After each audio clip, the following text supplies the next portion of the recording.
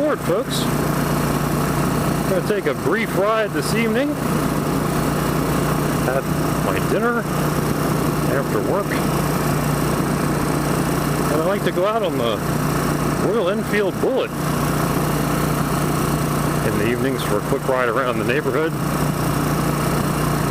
It's a nice bike to just go for a half hour to an hour, potter around.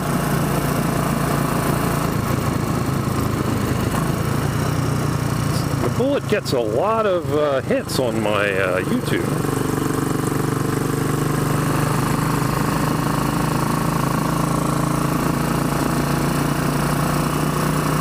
I think it's the most popular motorcycle video I have. So,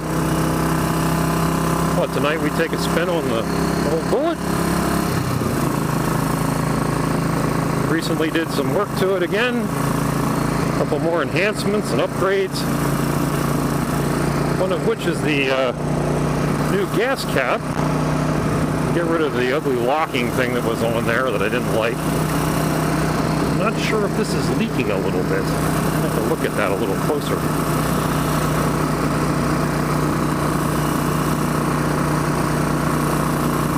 I suppose that's acting as a fuel gauge. If gas is leaking out, you know you have some. Ironically, when I went to start it today, it wouldn't start, which is very unusual.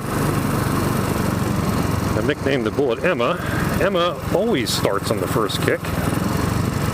It was not starting today. I couldn't figure out why. Turns out, she was out of gas. Should have put it over to reserve and she kicked right off. Strange how that happened the time I just parked it. But anyway, so we'll take you for a ride today in the 2007 Royal Enfield Bullet 500 Deluxe model,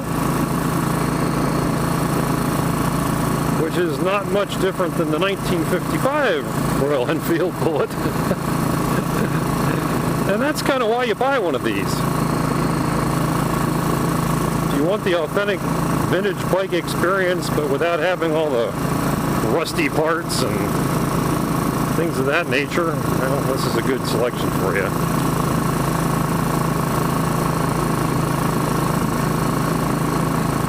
These iron barrels went away around 2008 and were replaced by the unit construction engine, which is much better built, much more reliable, so they tell me. But this has been, knock on wood, this has been a very good bike for me. I haven't had any trouble with her since I put her back together. A couple little things. One of the brackets for the muffler broke off. Have to weld that back on.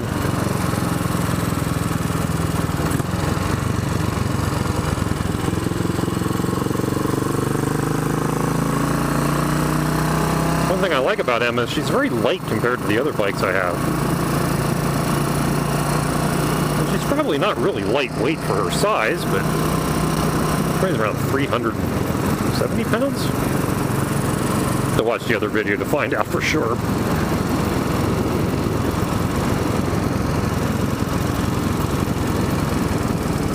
Not sure what the sounds of the exhaust are going to be like. Just one gear too many down there. It does not have a stock pipe on it. It came to me with no pipe on it, which is ridiculous. Way too loud.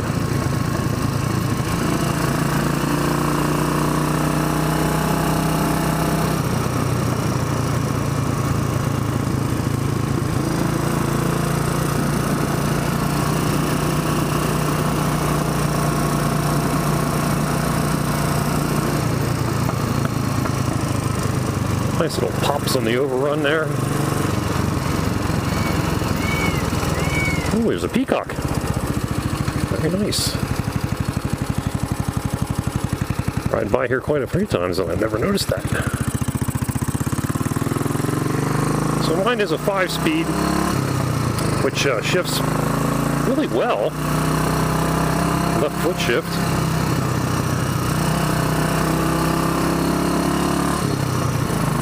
But you kind of have to put it into gear and then get on the throttle. You don't want to glide into the throttle. That's when you get your false neutrals with this bike.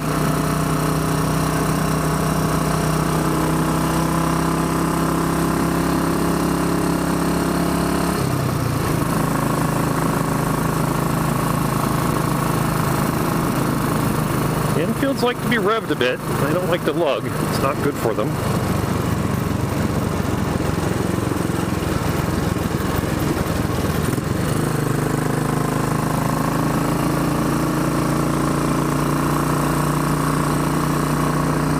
Suspension is moderate to maybe a little firm. The rear shocks you can set preload on. That's about it. Emma's got 9,800 miles on her right now. Front forks seem to weep a little bit of oil. Probably need fresh seals, which I did get for her. Just haven't put them in.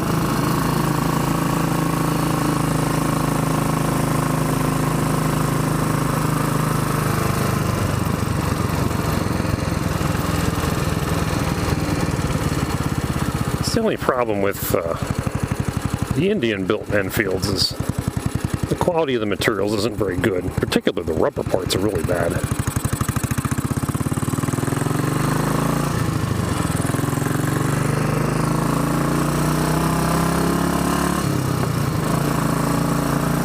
I replaced the clutch springs with a set from Hitchcock's that's stiffer, and boy, that has made all the difference in the world.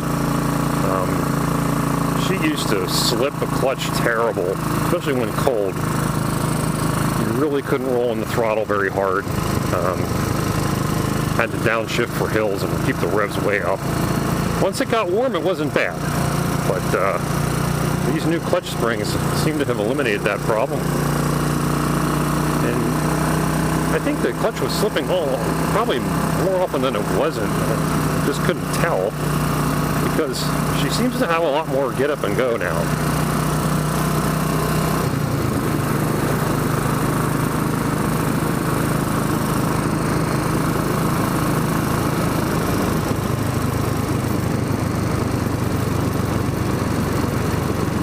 Speedometer says we're doing an indicated 50. We're actually probably doing more like 40.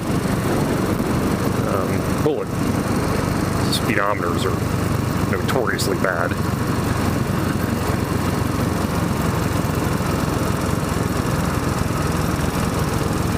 She is still sporting her original tires, which are probably, false neutral. Which are probably due for replacement. Hasn't really shown any signs of cracks, though.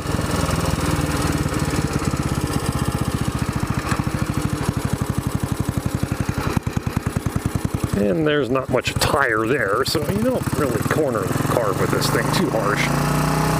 Oh, sheep.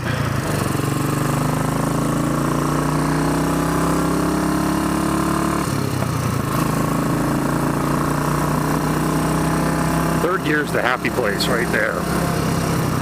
That's a good third and fourth are good gears. She won't win any drag races, but once she's rolling, she rolls along nice. The same way my Austin Mini 850 used to run too. First and second gear were terrible. Once you add it into third, and you were moving, it's pretty easy to maintain a good pace. The thing you have to remember about these is well, they were made in England. The English countryside. Hello there. The English countryside was mostly gently rolling hills, some of which we have around here, but I have some steeper hills too. And these bikes just don't seem to be real thrilled about going up and down, you know, really tall hills. You might have to downshift to second gear to make it happen.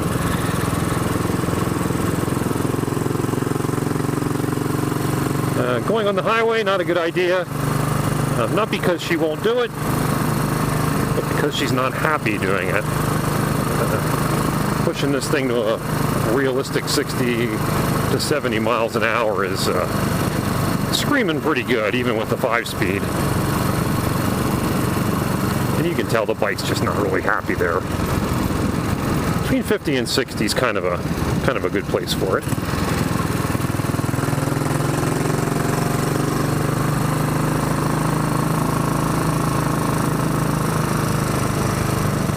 These do, of course, have manually adjusted valves. And it's a very bizarre method of adjustment. Well, not the method, but the clearance specification.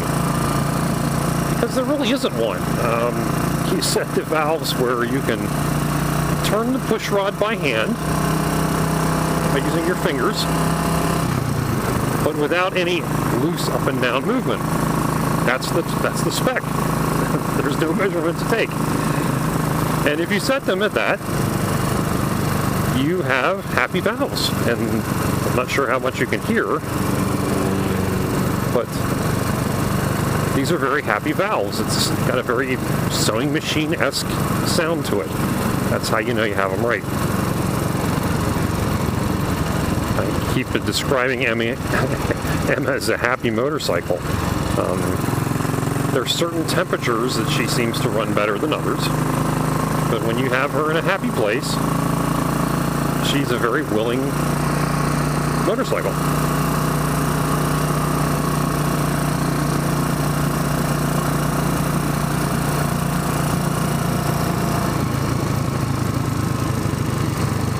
The brakes, they're okay. I mean, it depends on what you're used to. If you're used to a modern motorcycle, you're going to not like these at all.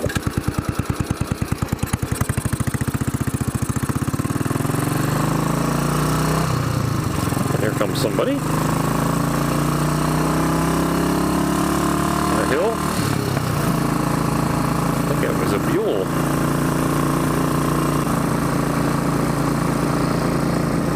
Looks like the gas is not leaking out. I think I must have just spilled some when I filled it. That's good.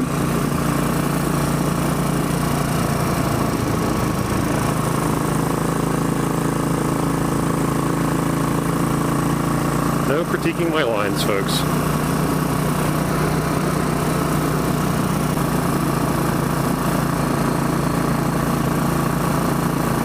When I was researching these, I read a lot of people talking about, it was slow, it was vibrating, it was not very well built, pieces would fall off. But virtually every single person said how much fun they were to ride. And they're absolutely right. It's just something about it. It's a step back in time. It really connects you with what's going on with the machine. But they're not for everyone. And if you can't do mechanics yourself, I wouldn't recommend an iron barrel. Probably move to the UCE engine fuel-injected models.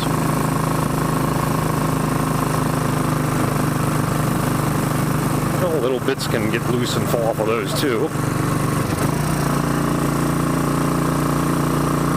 They're just going to be better because of the metallurgy and engineering involved.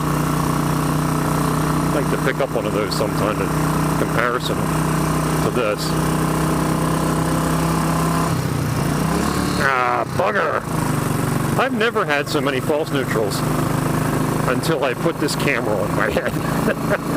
It's not this bad normally.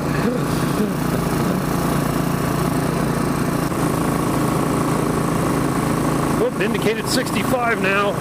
So we're probably doing 55.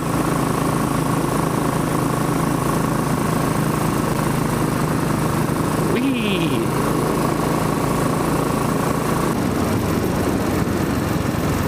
Well, that's about it. I think I'm going to turn the camera off. The last few miles back to the house.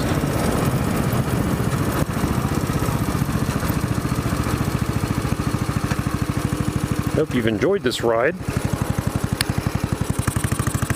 Maybe learned a little something about Royal Enfields while you followed along.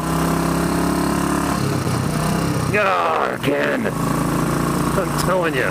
It's not normally like this. I think it's because I'm not concentrating on my foot and hand interaction over here on the left while I'm talking to you guys and gals.